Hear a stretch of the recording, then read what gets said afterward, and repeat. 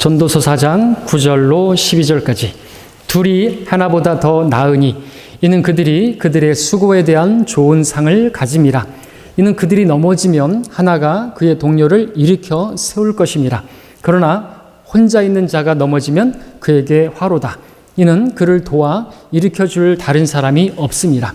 또한 둘이 함께 누우면 따뜻하지만 혼자서는 어찌 따뜻할 수 있으리요. 만일 누군가가 그를 압도하면 두 사람이 그 자를 저항하리니 삼겹줄은 쉬 끊어지지 아니하는도다. 자, 오늘 말씀은 가정의 달을 맞아서 가정에 관한 말씀입니다. 이 말씀을 가지고 끊어질 수 없는 가정, 끊어질 수 없는 가정에 대해서 제목으로 말씀을 전하겠습니다.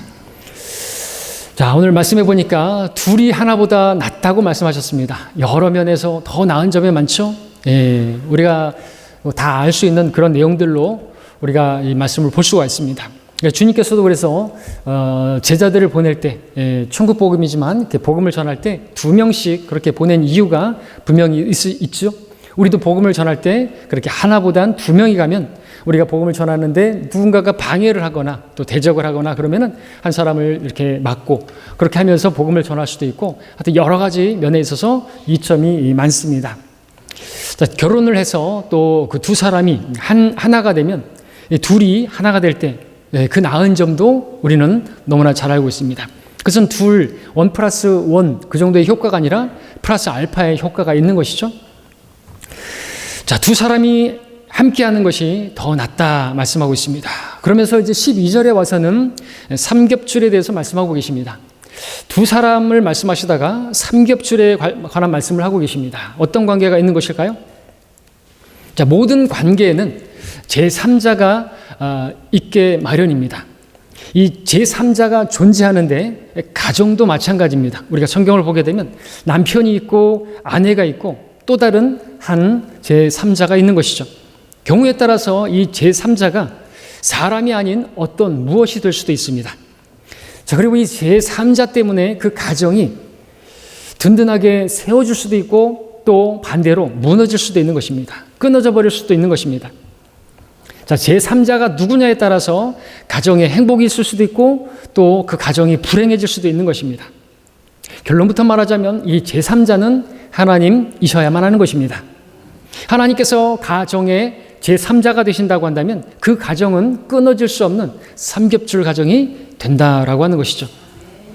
자, 여러분 아시는 것처럼 하나님은 한 분 하나님이십니다. 그러나 그 한 분 하나님은 또한 세 분이시죠. 아버지 하나님, 아들 하나님, 성령 하나님으로 그렇게 존재하고 계시고 또 모든 일을 함께 합력해서 역사하시는 우리 하나님은 삼겹줄의 하나님이십니다. 삼일체로 존재하고 계시죠.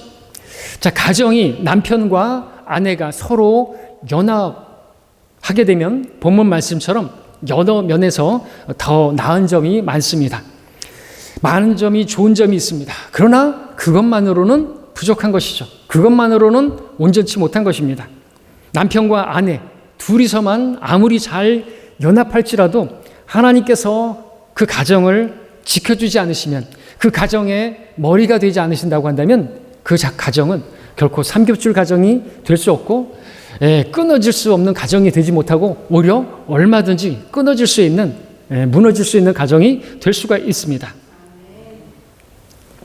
그러나 남편과 아내가 서로 연합하고 또 그 각각이 하나님과 온전히 연합되어 있다고 한다면 그 가정은 그야말로 삼겹줄 가정이 되어서 그 누구도 끊어낼 수 없는 누구도 나눌 수 없는 그런 튼튼한 하나의 세 개의 줄이 튼튼하게 꽈져 있는 그러한 삼겹줄과 같이 누구도 끊어낼 수 없는 튼튼한 가정이 될 수 있는 것입니다. 여러분 성경에서 삼은 완전수이죠. 그리고 또한 안전한 그러한 수라고 말할 수가 있습니다. 셋은 안정적입니다. 여러분들 다리가 4개 있을 때 안전할까요? 3개가 있을 때 안전할까요? 3개가 있을 때. 지금 제 의자가 다리가 3개입니다.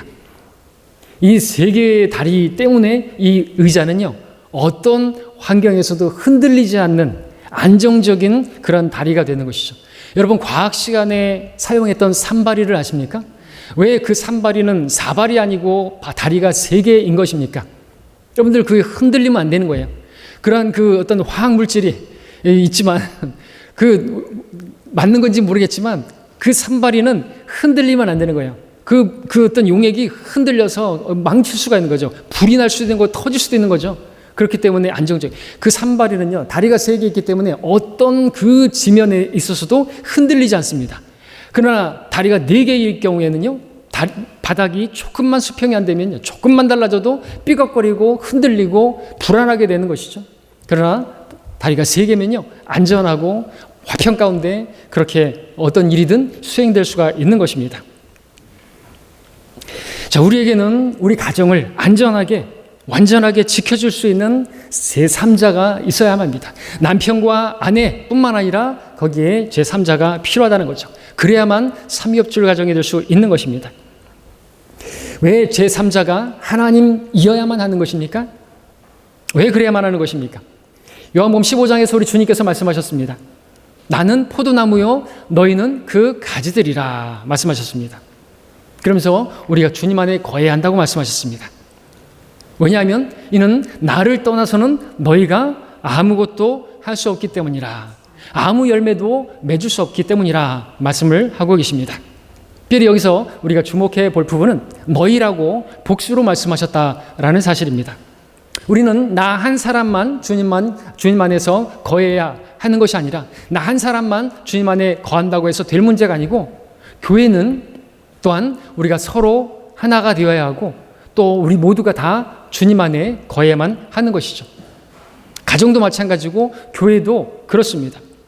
그럴 때 견고한 가정이 될 수 있습니다. 여러분 골로새서 2장 19절에서 찾지 않습니다만 말씀하셨습니다. 온몸이 머리로부터 마디와 힘줄을 통하여 영양을 공급받아 엮어져서 하나님께서 자라게 하심으로 자라나느니라. 우리가 서로 결속되는 것이 필요하고요.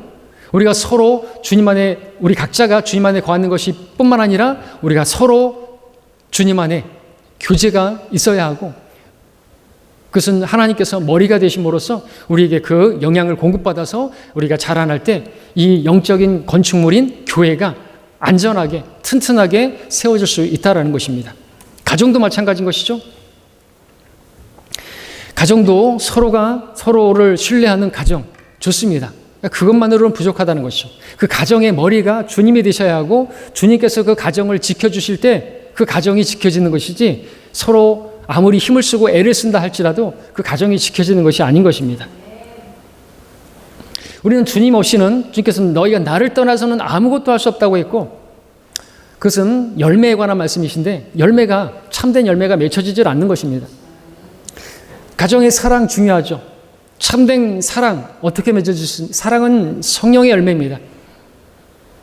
주님께서 함께하지 않는데 참된 그 성령의 열매인 사랑이 맺어질 수 있겠습니까? 기쁨, 성령의 열매입니다. 주님 없이는 아무리 좋은 관계에 있어서도 참된 기쁨을 누릴 수 없습니다. 화평도 마찬가지입니다. 주님께서 함께하지 않는다면 그 화평의 관계도 언제든지 얼마든지 깨질 수가 있습니다.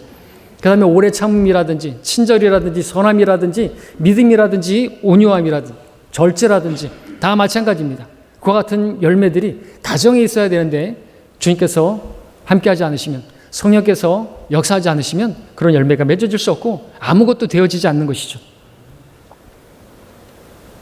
훌륭한 남편이 되고 훌륭한 아내가 되려고 시도하는 것은 참으로 좋은 일입니다. 그러나 남편과 아내 사이에 하나님이 없이는 제 아무리 좋은 그러한 남편과 아내의 관계에 있다 할지라도 그 가정이 온전히 세워지는 데는 문제가 있는 것이고 부족한 것입니다. 주님께서는 분명히 말씀하셨습니다. 나 없이는 너희가 아무것도 할 수 없기 때문이라고 하셨죠. 주님 없이 아무리 최선의 선택을 하고 우리가 최선을 다한다 할지라도요 그 결과는 헛될 수밖에 없어요. 시편 39편 5절에서 말씀하시죠. 진실로 가장 좋은 상태에 있는 모든 사람도 다 헛될 뿐이니이다. 그렇습니다. 하나님 보실 때 아무리 최상의 상태에 있는다 할지라도 그것은 그때뿐이고 시간이 지남에 따라서 어떤 상황에 따라서 얼마든지 무너질 수 있고 헛될 수밖에 없는 것이죠. 시편 39편 시편 127편 1절에서는 또 말씀하시죠. 우리 함께 읽겠습니다. 시편 127편. 전도서 앞에, 잠언 앞에 시편 127편 우리 믿음으로 함께 읽도록 하겠습니다.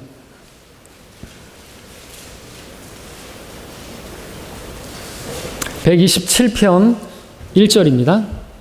잘 아시는 말씀이죠? 127편 1절 한 목소리로 함께 읽습니다. 시작. 주께서 집을 짓지 아니하시면 집을 짓는 자들의 수고가 헛되며 주께서 성읍을 지키지 아니하시면 파수꾼의 깨어있음이 허사로다. 헛된 것이 되는 것이야. 주께서 집을 짓지 아니하시면, 건축을 말하는 게 아니라 그 가정을 말하는 것입니다. 그 집을 주님께서 지켜주지 않으시면 아무리 그 집이 호화로운 아파트고 전원주택에서 그렇게 아름답게 짓고 그렇게 산다 할지라도 사랑하는 님과 함께 살려고 해도 가정이 무너지는 것은 시간 문제인 것이죠. 결혼할 때 남자는 아내에게 약속을 합니다. 아내도 남자에게 약속을 합니다. 그러나 그 약속도 오래가지 못하는 것이죠. 약속할 당시에는, 결혼할 당시에는, 그 혼인 서약을 할 당시에는 아무리 진실하게 그렇게 했다 할지라도 얼마든지 그 혼인 서약도 깨어지고 그래서 이혼하는 가정들이 있는 것입니다. 주님께서 말씀하시는 것이죠. 너희가 나 없이는 아무것도 할 수 없느니라. 주님께서 말씀하셨죠. 주께서 집을 짓지 아니하시면 허사로다. 그리고 주님께서 합치신 그 가정은 누구도 나눌 수 없다고 말씀하셨죠. 주님께서 함께 하시는 가정은 깨어지질 않는 것입니다. 자, 그래서 이렇게 가정은 최소 단위로 남편과 아내가 있지만 거기에 보이지 않는 하나님께서 제3자로 계실 때 그야말로 그것은 1+1 이상의 그 삼겹줄이 되는 것입니다. 그냥 1 더하기 1이 아닌 것입니다. 그냥 세상 사람들이 그냥 하나님 없이 가정을 이루게 되면 그냥 1+1이에요. 그래서 삼겹줄이라고 말할 수가 없는 것이죠. 하나님께서 거기 함께 하셔야 되는 것입니다. 자, 이제 말씀드릴 이 제3자가 하나님이 아닐 경우에 다른 무엇이 얼마든지 될 수 있는데 이 제3자가 하나님이 아닌 경우에 대해서 이제 말씀을 드리겠습니다. 그 가정은 이제 5가지로 이 제3자가 될 수 있는 그것을 말씀을 드리는데 그것이 될 경우에 가정은요 깨질 수밖에 없음을 이제 입증해 드리도록 하겠습니다. 첫 번째는 무엇일까요? 이 제3자가 가정에 무엇이 될 수 있는데 이것은 사람이 아니고 물질입니다. 우리 누가복음 16장 13절을 가서 보겠습니다. 누가복음 16장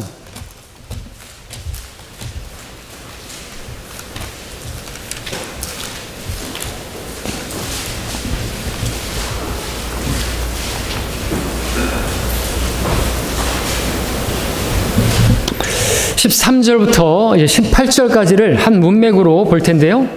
13절만 먼저 읽겠습니다. 제가 읽습니다. 어떤 종도 두 주인을 섬길 수 없나니 그가 한쪽을 미워하고 다른 쪽을 사랑하거나 한쪽을 존중하고 다른 쪽을 경시하게 됨이라. 너희는 하나님과 재물을 동시에 섬길 수 없느니라고 하시더라 말씀을 하고 계십니다. 자, 우리는 하나님을 섬기면서 동시에 재물을 섬길 수가 없다 말씀하셨으면 우리는 아멘 해야만 합니다. 우리가 재물을 가지고 있는 것 자체는 문제가 되지 않습니다. 우리는 재물을 가지고 있으면서 얼마든지 하나님을 섬길 수 있고 그 재물을 통해서도 하나님을 풍성하게 섬길 수가 있습니다. 다만 재물이 섬김의 대상이 되어서는 안 되는 것이죠. 재물이 우리 주인이 되어서는 안 되는 것입니다. 우리 가정에 재물이 주인이 되면 안 되죠. 주는 하나님이셔야 하는 것입니다. 우리가 하나님을 믿는 것만으로는 부족합니다. 하나님을 주인으로 섬겨야 하는 것이죠. 우리의 인생의 목표가, 우리 가정의 목표가 돈이 되어서는 안 되는 것입니다. 여러분들 가정이 열심히 돈을 벌고 있습니다. 요즘은 맞벌이를 해야만 생활할 수가 있다고 하죠. 그래서 열심히 아내고 남편이고 일을 합니다. 돈을 벌기 위해서 그렇게 생존을 위해서 그렇게 애쓰고 있습니다.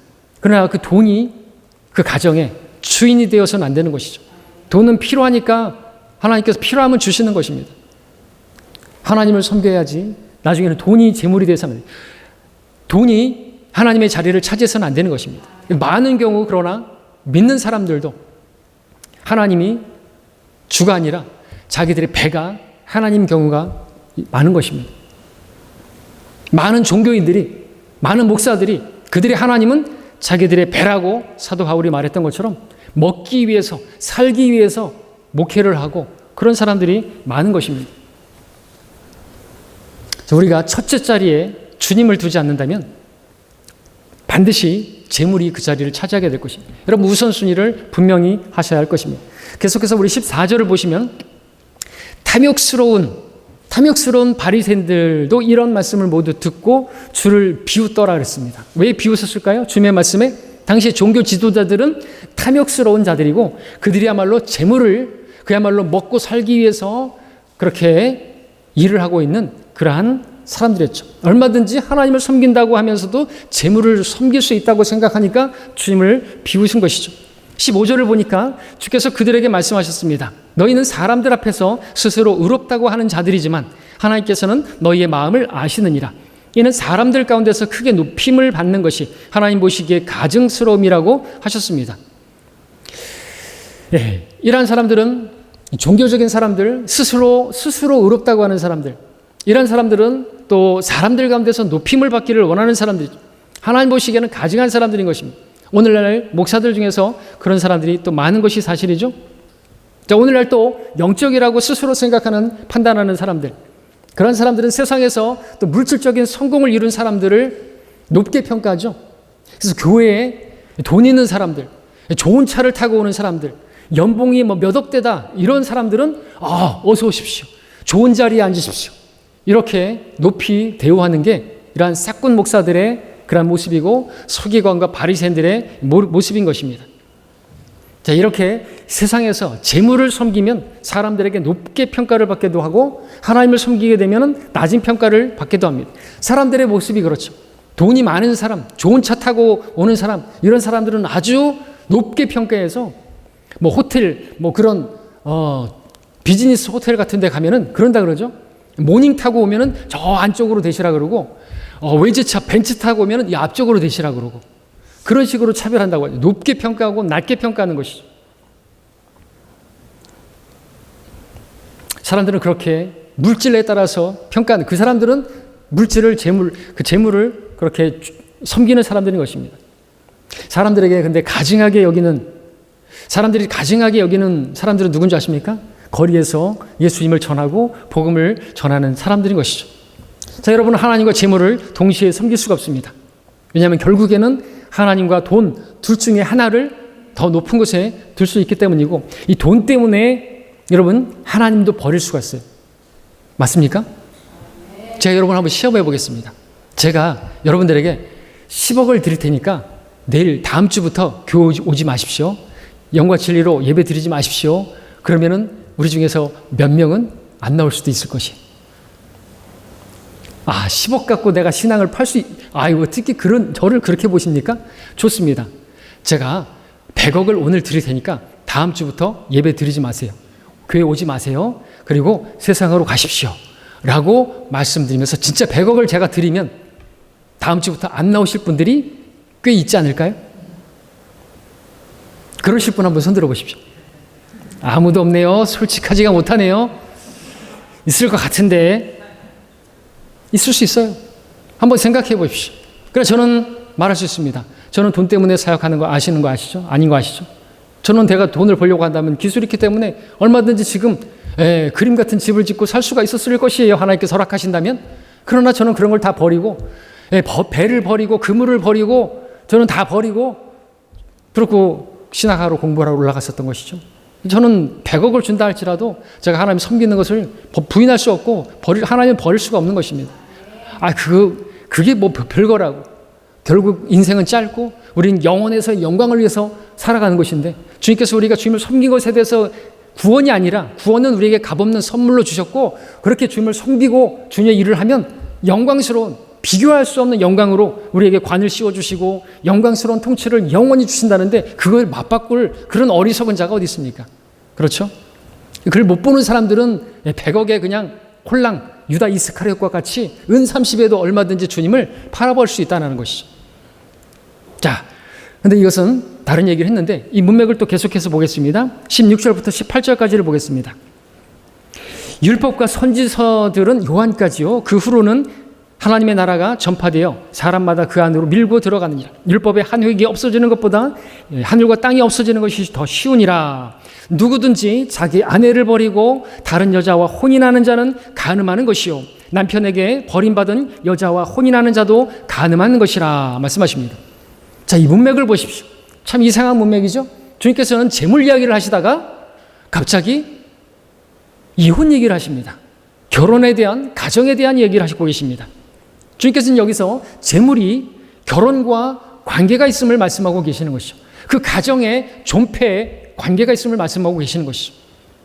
주님께서는 우리가 하나님과 재물을 동시에 섬길 수 없다고 말씀하셨고, 누구든지 자기 아내를 버리고 다른 여자와 혼인하는 자는 간음하는 거라고 말씀하고 계십니다.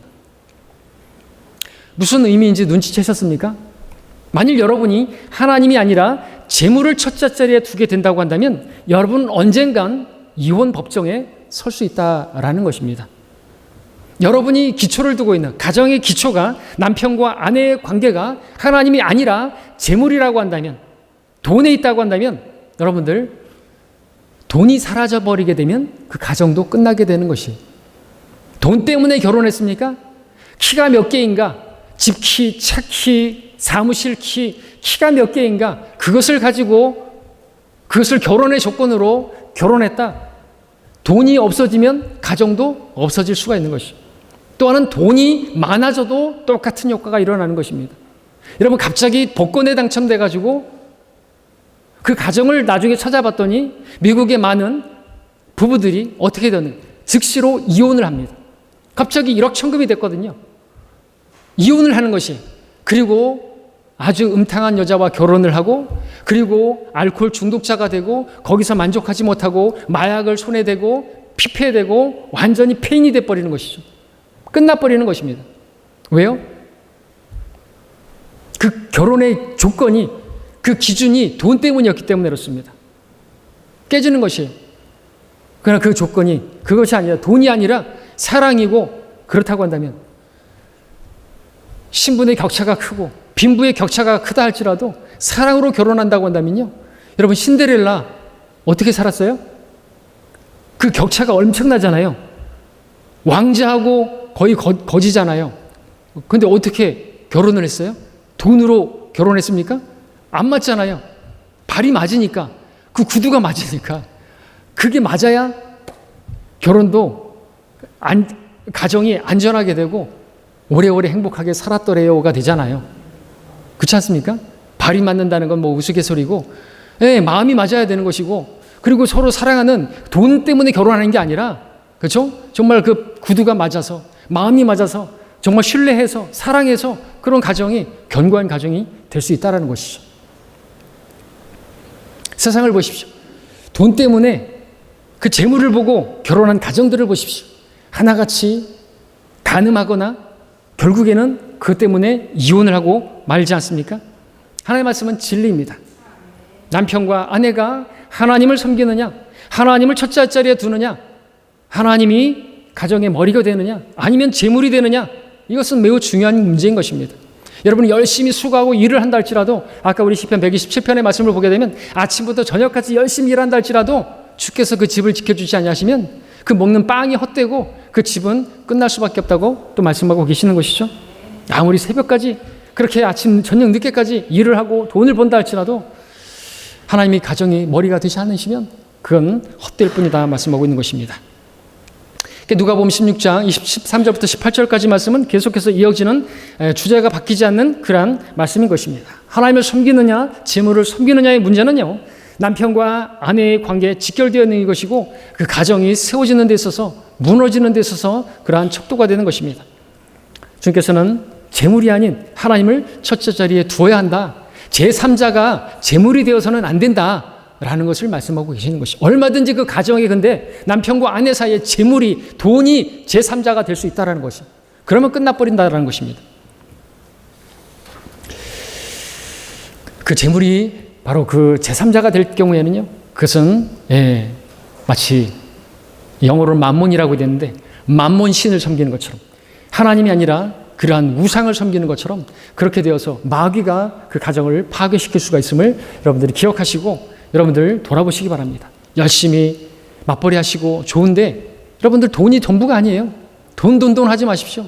남편에게 돈을 쥐꼬리만큼 벌어온다고 박해를 하고 그러면 그 이미 끝난 거잖아요. 돈이 최종 권위가 돼서는 안 되는 거예요. 하나님이 그렇게 최고의 권위자로 계셔야 함을 여러분들 믿으시길 바랍니다. 두 번째 제3자는 무엇일까요? 우리 마태복음 19장을 가서 보겠습니다. 마태복음 19장 가서 두 번째 제3자, 이 사람이 되어서는 안 됩니다. 남편과 아내 사이에.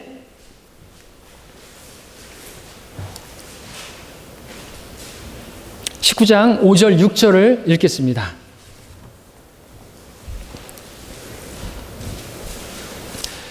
마태복음 19장 5절 6절입니다. 이것은 창세기 2장에서 주님께서 말씀하셨던 그 말씀을 인용하고 계시죠. 말씀하시기를 이런 까닭에 남자가, 분명히 까닭이 있어요. 이유가 있습니다. 하나님의 말씀은 진리입니다. 이렇게 해야 되는 것이죠. 결혼할 남자가 아버지와 어머니를 떠나서 그의 아내와 합하여 그 둘이 한 몸이 될지니라 하신 것을 읽어보지 못하였느냐? 그러므로 이제 그들은 둘이 아니요 한 몸이니라. 그러므로 하나님께서 결합시켜 주신 것을 사람이 나누지 못하느니라 하셨습니다. 자, 남편이 아내가 아니라 아내와 결합해야 된다고 말씀하고 계시는데, 합해야 된다고 말씀하셨는데, 결혼하고도 여전히 어떤 다른 여인이 그 가정에, 그 남편의 여전히 머리이거나 그 제3자가 되면 안 되는 것입니다. 그로 인해서 많은 가정이 깨질 수가 있어요. 여기서 이 다른 여인이라고 하는 것은 누굴까요? 남편의 어머니, 아내에게서는 시어머니가 될 수가 있는 것이죠. 그래서 주님께서 말씀하시는 것이, 그 남자는요 자기 어머니와 아버지를 떠나서 분가해서 독립을 해야 되는 것입니다. 그리고 그렇게 독립을 해서 사는 것이 성경적이고 거기에는 분명히 까닭이 있는 것입니다. 그리고 그렇게 남자가 아내를 만나서 결혼을 했다고 한다면 더 이상 그 어머니를 존중해야 되고 사랑해야 되고 맞습니다. 그러나 여전히 결혼한 남자가 마마보이 같이 어머니의 편을 들거나 어머니가 해준 그 음식을 그리워하거나 그러면 안 되는 것이에요. 여전히 결혼하고 나서도 어머니의 그 음식 솜씨와 자기 아내의 음식 솜씨를 비교한다고 한다면 아내는 질투를 느끼게 될 것이에요. 모든 면에 있어서 계속해서 어머니에게 여쭙고 어머니의 의견을 묻고 그런 마마보이가 될 것 같으면 결혼하면 안 되는 거예요. 그렇게 해서 독립을 했다고 한다면 아내와 합해야 되고 아내의 의견을 존중할 줄 알아야 되고 아내와 그렇게 하나 되어야만 하는 것이죠. 그러지 않으면요 나눠질 수밖에 없는 것이에요. 그 아내는요 연약해서 이 남편이 계속해서 그 자기 어머니 편만 들면 진짜 남편이 되는 거예요. 내 편이 아니라 남편이에요. 모든 면에서 나하고 내 마음이 안 맞아. 내 남편이 내 인생의 로또가 돼버리는 거예요. 안 맞아. 하나도 안 맞아. 내 인생의 로또야. 로또 복권에 당첨돼서 로또가 아니라 하나도 맞는 구석이 없어. 그럼 어떻게 되는 거예요? 그래서 이혼하는 이유가 뭐예요? 마음이 안 맞는데요. 성격이 안 맞는데요. 의견이 안 맞는데요. 그래서 이혼하는 거잖아요. 왜요? 그 3자가 누가 될 때? 그 남편의 어머니나 혹시는 아버지가 될 때 가정은 세워질 수 없는 것입니다. 고부간의 갈등이라는 말이 있지 않습니까? 누구와의 갈등이에요? 그 시어머니하고 며느리와의 갈등이지 않습니까? 그 며느리가 얼마나 고통스러워하는 것이에요. 남자들은 정신을 차려야 되는 거예요. 마마보이가 돼서는 안 되는 것이. 그렇죠? 계속해서 어머니 엄마 하면서 엄마 치마 폭에서 놀면서 엄마 이렇게 하자는데 어떻게 해야 돼? 그러면 안 되는 것이. 사도행전 11장 23절에 보니까 이런 말씀이 있습니다. 하나님의 은혜를 보고 기뻐하며 또 그들 모두에게 권하기를 굳센 마음으로 주께 붙어 있으라고 하는 말씀이 나오고 있습니다. 우리는 주님께 굳게 붙어 있어야만 하죠. 성경은 남자가 그 아버지와 어머니를 떠나 자기 아내와 결합하리니라고 말씀하고 있습니다. 영어로는 cleave unto his wife라고 했습니다. 근데 사도행전 11장에서는 주께 붙어 있으라, cleave unto the Lord라고 해서 같은 클리브가 되는데, 남편이 아내와 그렇게 연합하고 그것처럼 또한 남편과 아내가 주께 붙어 있어야, 주님과 온전히 연합해야 이게 삼겹줄 가정이 되고 그 가정이 튼튼한 가정이 되고 끊어질 수 없는 가정이 된다라고 하는 것입니다. 남편과 아내의 관계에 있어서 그 가정의 제3자는 결코 그 남편의 어머니가 되어서는 안 되고 아버지가 되어서도 안 되는 것입니다. 물론 그분들을 여전히 부모님으로서 존중을 해야 되고 사랑을 해야 됩니다. 그러나 머리가 되어서는 안 되는 것이죠. 그것이 분명한 하나님의 그러한 뜻인 것입니다. 제3자는 하나님이 되셔야 합니다. 자, 세 번째로 넘어가겠습니다. 제3자는 우리 빌립보서 2장 1절로 4절까지를 보겠습니다. 빌립보서 2장 1절.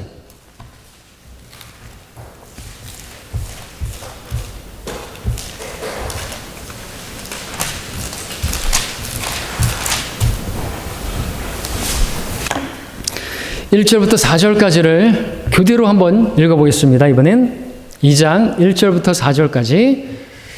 제가 1절을 먼저 읽습니다. 그러므로 그리스도 안에 어떤 격려나 사랑의 위로나 성령의 교제나 인정이나 자비가 있다면 같은 생각이 되어 같은 사랑을 가지고 하나 되고 한 생각이 되어 너희는 나의 기쁨을 이루라. 어떤 일도 다툼이나 허영을 따라서 하지 말고 오직 생각의 겸손함으로 남을 자신들보다 존중하고 각자 자기 일만 돌보지 말고 남의 일도 돌아보라 말씀하고 있습니다. 자, 이 세 번째 가정의 제3자가 될 수 있는 존재는 우리 각자의 육신입니다. 내 육신, 나 자신, 자존심이 될 수가 있는 것이죠. 나가 제3자가 될 수 없는 것 같은데 남편과 아내 각자가 자신을 이루는 가정인데 얼마든지 이 육신이 제3자가 될 수 있다라고 하는 것입니다.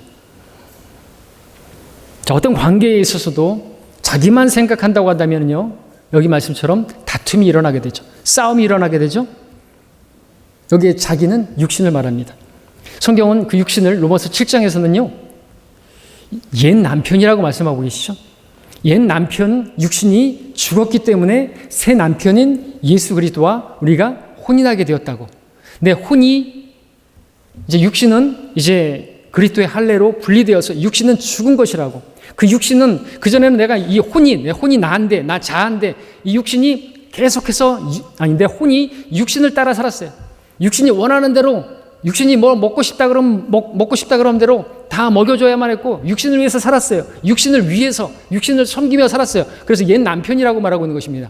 육신이 원하는 건 뭐든지 다 들어줬어요. 옛 남편이라고 말하고 있습니다. 그런 의미에서. 근데 그 육신이 우리가 그리스도를 영접했을 때 그리스도의 할례로서 육신을 벗어버렸고 그 육신은 우리가 십자가와 함께 죽은 것이라고 말씀하고 있고, 그렇게 옛 남편인 육신이 죽었기 때문에 우리가 이제 합법적으로 새 남편인 신랑이신 예수 그리스도와 결합하는 혼인이 이루어졌다고 말하고 있어요. 육신이 죽지 않았다고 한다면, 옛 남편이 죽지 않았다고 한다면 우리가 새 남편인 새 신랑인 예수님과 혼인하는 것은 가늠하는 것이 되는 것이죠. 그러나 그 육신이 옛 남편이 죽었기 때문에 우리는 가늠한 것이 아닌 것이 되는 것입니다. 근데 여전히 그 육신, 옛 남편을 제3자로 그 가정에 등장하게 되면, 아내나 남편이나 계속해서 그 육신이 제3자가 되면, 옛 남편이 그렇게 튀어나오게 되면 그 가정에는 다툼이 끊이지 않을 수가 없어요. 섬김이 있을 수가 없겠죠. 어떤 격려나 사랑이나 위로나 교제나 인정이나 자비 있을 수가 없는 것이죠. 내가 살아있으면, 육신이 살아있으면, 내 자아가, 자존심이 살아있으면 다툼이 나올 수밖에 없다는 것이죠. 자기밖에 모르는 사람은 그 어떤 것도 격려도 사랑도 인정도 자비도 없는 것입니다. 여전히 구원받고 결혼하고 나서도 자기를 앞세우고 있고 희생을 모르고 섬김을 받으려고만 하고 사랑을 받으려고만 하고 사랑할 줄 모른다고 한다면 그 가정은 어렵고, 왜 그런데 그렇게 하는 것인가요? 여전히 자기를 사랑해서, 육신을 사랑해서 옛 남편을 사랑해서 그런다라는 것이죠. 어떤 목사는 주례사에서 그 신랑 신부에게 무엇보다 먼저 자기를 사랑하십시오. 자기를 사랑하십시오. 자기가 없는 결혼은 행복하지 못합니다. 이렇게 말했는데 이 말씀에 따르면 그런 완전히 저주하는 그러한 주례사가 되는 것입니다. 우리 자신을 사랑하면요, 여러분들 둘이 하나 되고 부족한 사람들이 서로 격려해줘야 되고 위로해줘야 되고 세워줘야 되고 섬겨야 하는 것입니다. 근데 이것이 없이 그냥 섬김을 받으려고 하만 하고 여자는 왕처럼 하늘의 별도 달도 따준다니까 진짜 그렇게 믿고 결혼했다. 끝나버리는 거예요. 그렇게 받으려고 하고 그러면요, 안 돼요, 안 돼. 섬길 줄 알아야 되는 거죠. 희생할 줄 알아야 되는 거죠. 그럴 때 진정한 하나님께로부터 오는 기쁨과 만족을 얻을 수가 있습니다. 하나님께서 주시는 그 희생이 무엇인지를 알고 그 하나님의 사랑을 진짜로 깨닫게 되고, 아, 하나님께서 나 같은 자를, 이렇게 부족한 자를 이렇게 사랑하셨구나 하는 것을 내가 희생을 통해서, 섬김을 통해서 실제적으로 배울 수가 있게 되는 것이죠. 다른 사람을 위해서 희생하지 않고 불평만 하는 것은요, 남편에 대해서, 아내에 대해서 계속해서 불평을 늘어놓고 맨날 잔소리만 하고 하는 것은요, 그만큼 그 자신이 영적으로 어리다는 것을 반증하는 것입니다.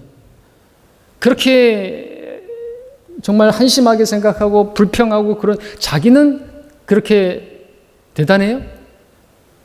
그래서 그렇게 막 정죄하고 판단하고 그러는 것입니까? 그래서는 안 되는 것이죠. 거울을 볼 줄 알아야 되는 것입니다. 여러분, 어머니와 아기의 관계를 생각해 보십시오. 아기는요, 원하는 것이 있을 때마다 소리칩니다. 웁니다. 한밤중에도 배가 고프면은요, 남들이 어쩌든지 말든지 큰 소리로 울죠. 아기는 항상 자기만 생각하고 그래서 그런 것이죠. 그런데 어머니는 어떻습니까? 엄마는 아무리 자기가 피곤해도 한밤중에 자기를 부인하고 일어나서 아기에게 밥을 줍니다. 젖을 줍니다. 아기를 위해서 자신을 희생하는 일에 있어서 자신의 모든 그 권리와 안락함과 이런 걸 다 포기하죠. 그리고 희생하고 나서도 기뻐합니다. 자, 남편과 아내가 이렇게 사랑하고 희생하고 섬긴다고 한다면 그런 가정이 얼마나 복되겠습니까? 얼마나 큰 기쁨이 있겠습니까? 하나님께서 이런 관계의 부부를 복주십니다.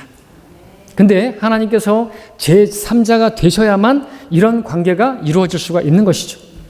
아내는 남편에게 매사에 복종하고 남편은 아내를 사랑하되 정말 죽게 하듯 주께서 교회를 사랑하시는 것처럼 그렇게 사랑하는 그런 관계는 하나님께서 제3자가 되실 때에만, 하나님께서 가정의 머리가 되실 때에만 가능하게 되는 것입니다. 그래서 말씀을 드리는 것입니다. 여러분 가정에 제3자가 여러분의 여전히 옛 남편인 육신 여러분의 자아가 돼서는 안 되고 하나님이 되셔야만 한다고 말입니다. 자, 네 번째로 넘어가서 잠언 5장 3절을 보겠습니다. 잠언 5장 3절에 보시면 이 제3자가 이 가정에 이 남편들이 들어야 할 말씀이다 라고 하겠습니다. 잠언 5장 3절을 읽겠습니다.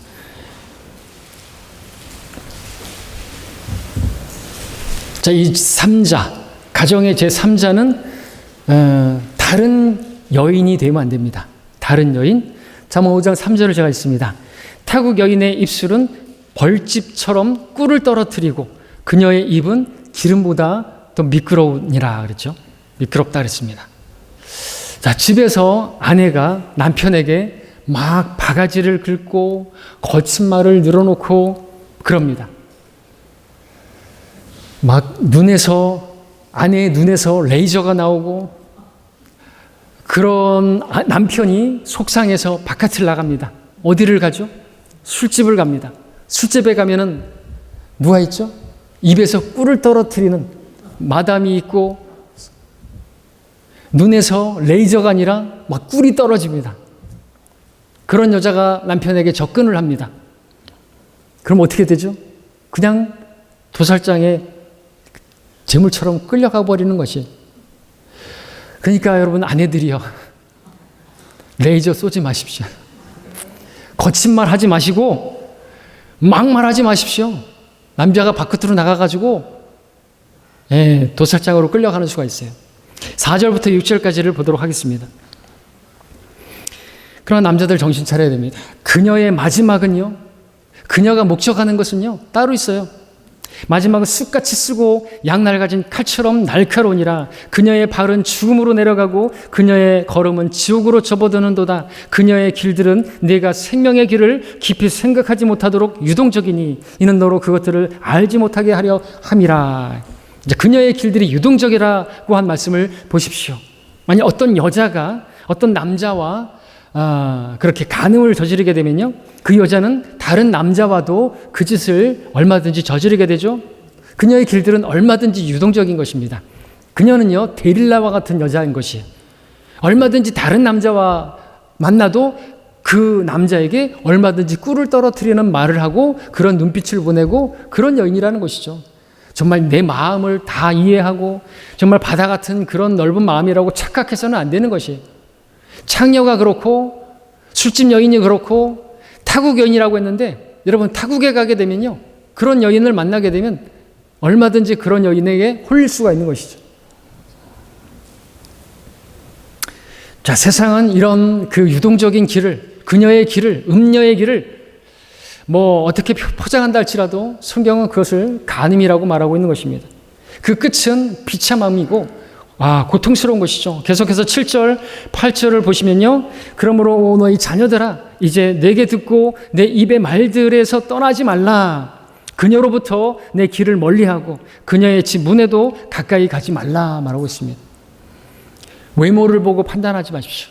예쁘다고 해서, 말을 어떻게 한다고 해서, 눈빛이 어떠하다고 해서 첫눈에 반하고 그러면은 결말이 안 좋아요.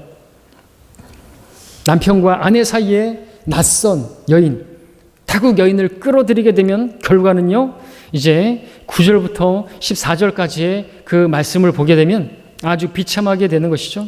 빠르게 제가 읽겠습니다. 이는 내가 내 명예를 다른 사람들에게, 내 수완을 잔인한 자들에게 줄까 함이며 타국인들이 내 재물로 충족하고 내 수고가 타국인의 집에 있게 될까 함이요 결국에는 내 육신과 내 마음이 쇠잔하여 내가 한탄하며 말하기를 어찌하여 내가 훈계를 싫어하고 내 마음이 책망을 무시하였으며 내 선생들의 음성에 복종하지 아니하고 나를 훈계하던 이들에게 내 귀를 기울이지 아니하였던가.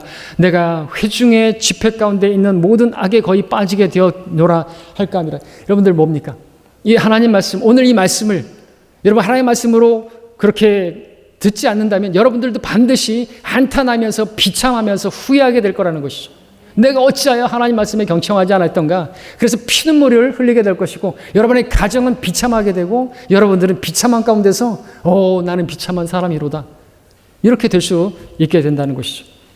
남편과 아내 사이에 제3자로 다른 여인을 끌어들이게 되면 남는 것은 그 남자는 비참함 가운데, 그리고 그 여인도 비참하게 되는 것이죠.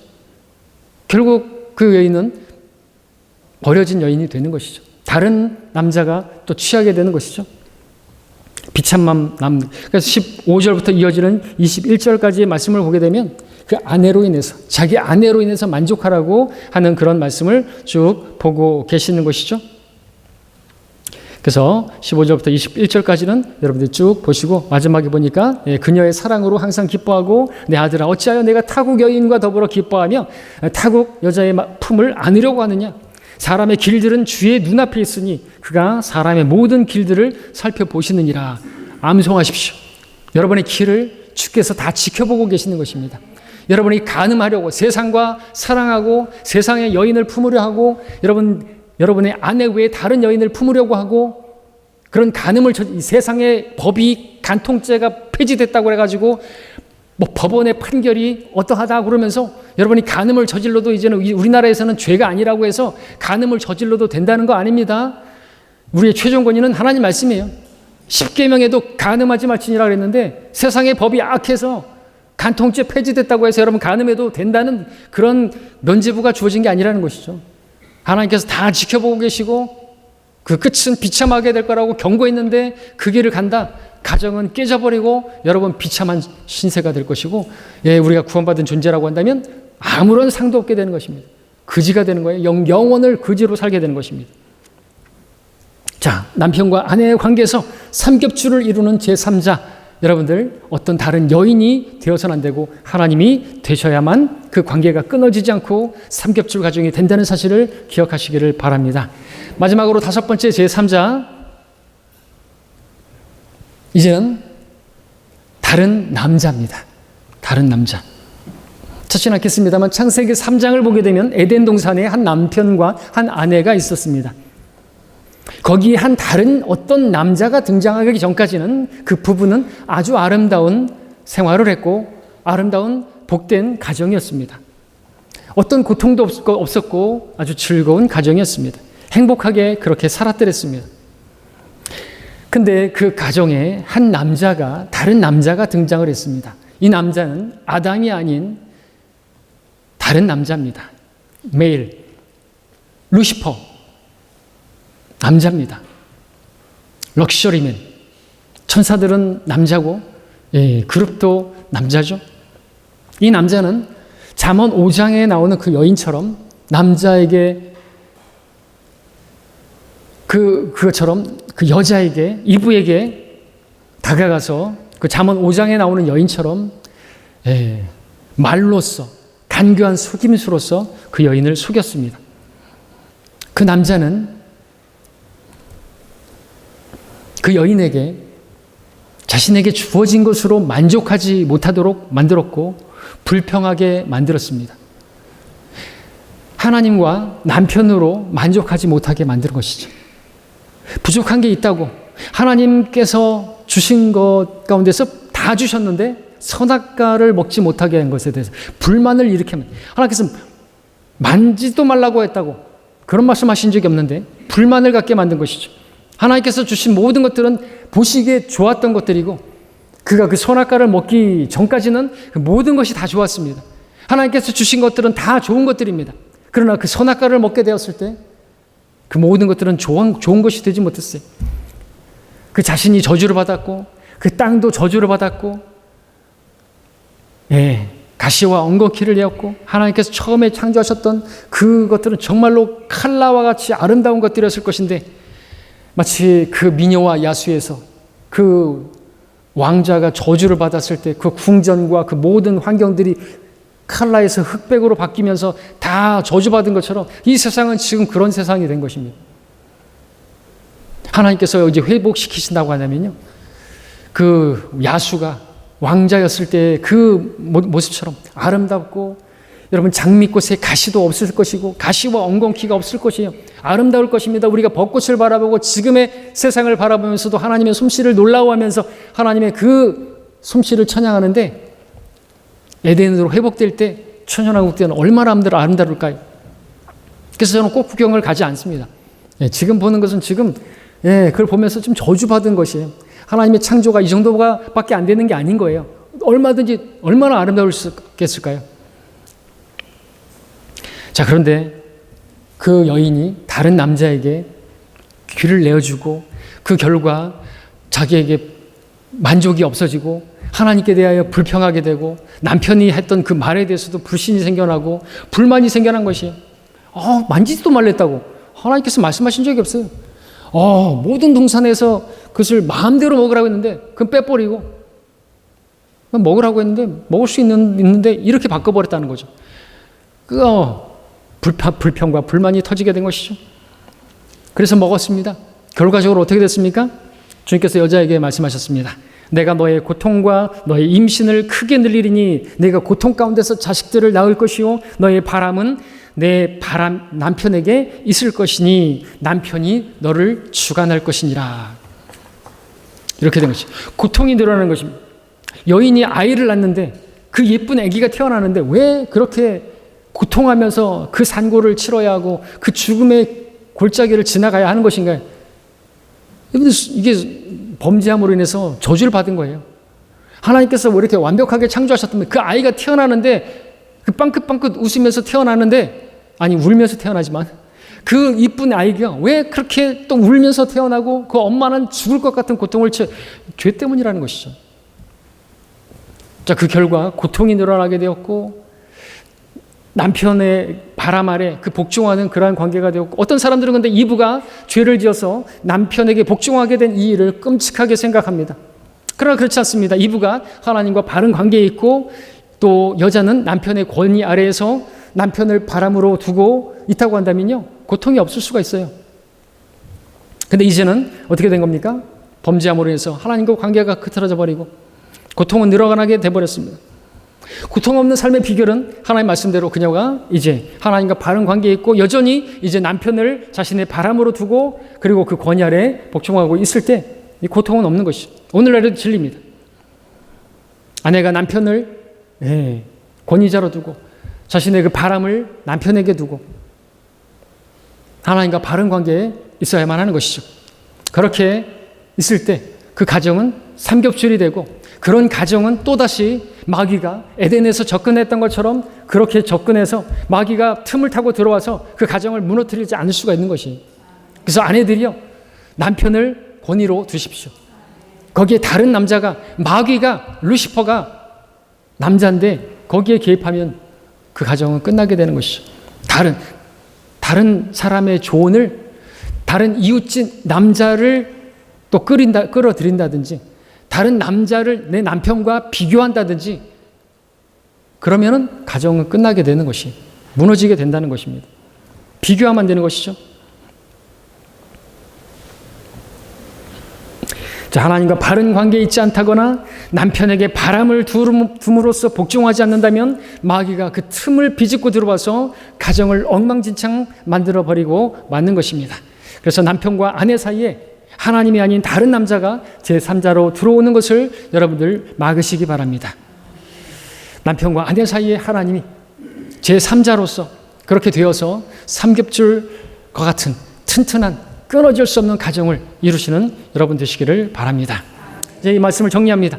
자, 모든 관계에는 제3자가 존재하는데 무엇보다 가정에 더욱더 그러합니다. 교회도 마찬가지죠. 교회에 하나님께서 권위자로서, 머리로서 있어야만 합니다. 자, 이 제3자가 누구냐에 따라서 가정이 든든하게 세워질 수도 있고 무너질 수도 있음을 보았습니다. 우리 가정에 온전하게 세워질 수 있는 제3자는 하나님이어야만 합니다.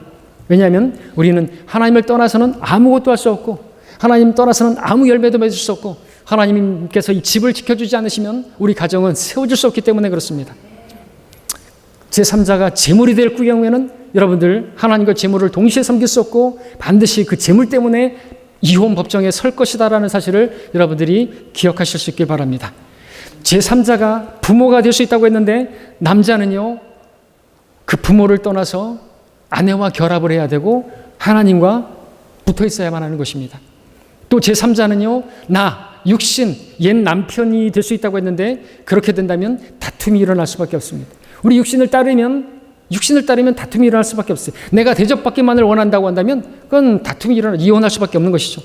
커지게 되면 계속해서 다투다 보면 아무리 그 결혼이, 부부싸움이 칼로 물베기라고 할지라도 결국에는 긴 병에 효자 없는 말처럼 결국엔 끝날 수가 있다는 것입니다. 또 제3자가 다른 여자가 될 수 있다고 했는데 그 여자를 끌어들이게 되면 남는 것은 비참함과 후회밖에 없다고 했습니다. 마지막으로 다른 남자가 될 수 있다고 했는데 인류의 첫 여인 이브는 하나님과 자신의 남편이 아닌 다른 남자를 따르다가 함정에 올무에 빠지게 되었고 그 간교한 남자는 여자에게 하나님과 남편으로 만족하지 못하게 만들었습니다.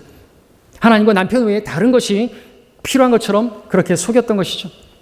여러분, 사마리아 여인처럼 또 여전히 남편을 얻었는데 계속해서 5번이나 갈아치우고, 그럼 가늠하는 거 아닙니까?